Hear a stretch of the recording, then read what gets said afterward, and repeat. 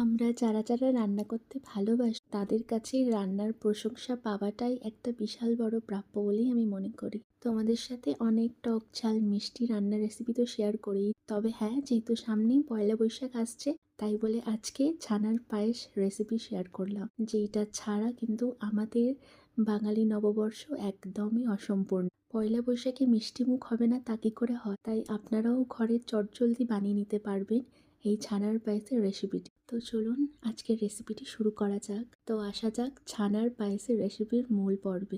আমি এখানে 2 লিটার দুধ চালে বসিয়ে দেব। যতক্ষণ এটা জাল হচ্ছে আরেকটা প্যানের মধ্যে আমি 1 লিটার ফুল ক্রিম মিল্ক নিয়ে নিয়েছি।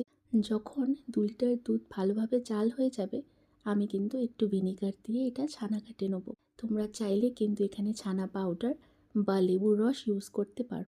তারপরে ভালো করে ছেঁকে জল ধোয়া করে নেব যাতে করে ভিনিগারের স্মেলটা না আসে। তারপরে ফুল ক্রিমটাকে আমি আবারও জালে বসিয়ে দেব।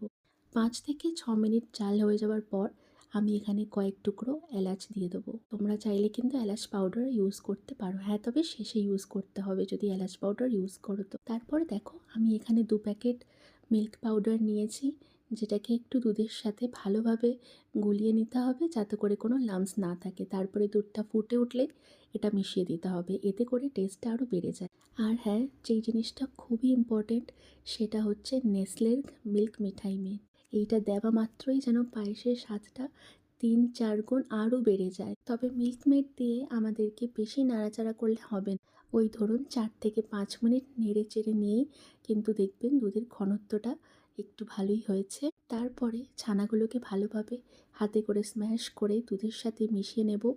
আর ছানা দিয়েও কিন্তু বেশি নাড়াচাড়া যাবে। 4 থেকে 5 মিনিট নাড়াচাড়া হয়ে গেলেই আমাদের রেডি ছানার পায়েসের রেসিপি।